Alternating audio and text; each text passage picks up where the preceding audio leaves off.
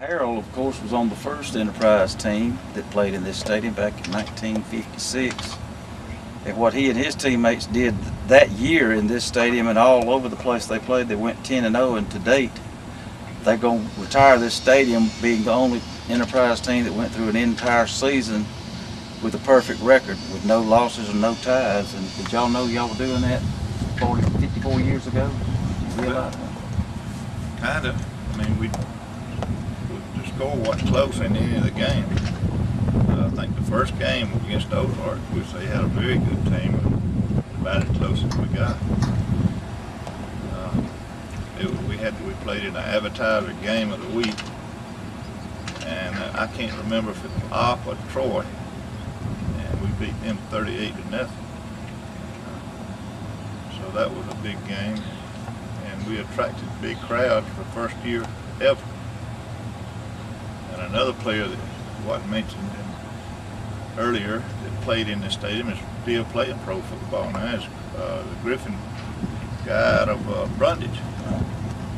He's still playing pro ball. I'm amazed that over 50 years that the people went on to the next level, and then after that on into the pros played right here in this stadium. Cornelius Bennett, Carlos and I were talking about a few minutes ago, absolutely one of those people, and just seems like last week we were watching him run up and down this stadium, this field, and I know that feels like that to you when you come in here on Friday night still. And Harrell, of course, was for years helped with the radio broadcasting of the Enterprise games, and after he got out of it, somehow or another I got joined up with some of them that were doing it, and hopefully that's going to carry on well beyond the end of this stadium and the next one, because there are a lot of people in Enterprise who cannot get off work in time to go to the places we have to go to now. When you talk about playing in Opelika, it's not the same thing as getting in your car and riding to Elba or Ozark. There's a whole lot of more preparation and time involved in it.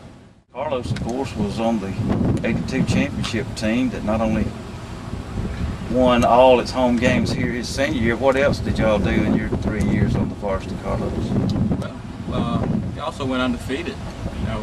In this stadium right here. Stadium, never lost a game here in the stadium. 3 years in the early 1980s. Yes, and I can remember as a kid just standing over there by the steps, just waiting for my chance to become a player of the Enterprise Wildcat football team. And when that day finally came, it was just a very exciting time in my life. Just looking forward to being a part of the Wildcats football team. It's just overwhelming. Once I became a part of the football team, it's just gonna be the hole. It's just gonna be a hole in my life. Once it's gone, it's gonna still be here, but at the same time, it's gonna be a part of my life that's gonna be missing.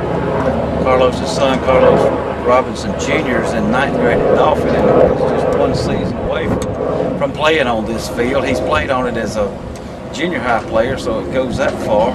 Of course, Carlos went on and was a successful running back at the University of Alabama. Harrell, of course, fathered 4 children that we know about, and the three boys played college football. One at Tennessee, his oldest one, Rob, and the other 2, Jim and Greg, played at Auburn. And his daughter Terry was a cheerleader in high school, and she was the sensible one that went to Alabama. And I now believe she has somebody in her family that's been connected, some of her children, to the Wildcat program in the last year or so. Her son Erie is in the 10th grade, and he didn't play this year. He had a cracked L5 vertebra. The L5, which the injury was called Florida defect. And he's 6'3" plus, and weighs about 215 now, so he's going to be a big. In the paper this morning, Harrell had told David Mundy about going out to Fort Rucker. People did and brought temporary bleachers in here as nice and big as this stadium is, and pretty much you're looking now at what it was like then, because when it opened we didn't have the reserve seat section, and we don't have it now, but we had, 2,000 seats in that.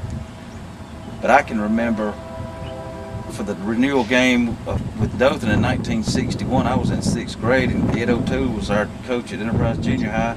He got a couple of us out, and all we did all day was go and borrow temporary bleachers and folding chairs from every church in town and brought them and set them up all in the end zones. And I still think that was the biggest crowd that I ever saw in this stadium. And it might have been because I was a little guy.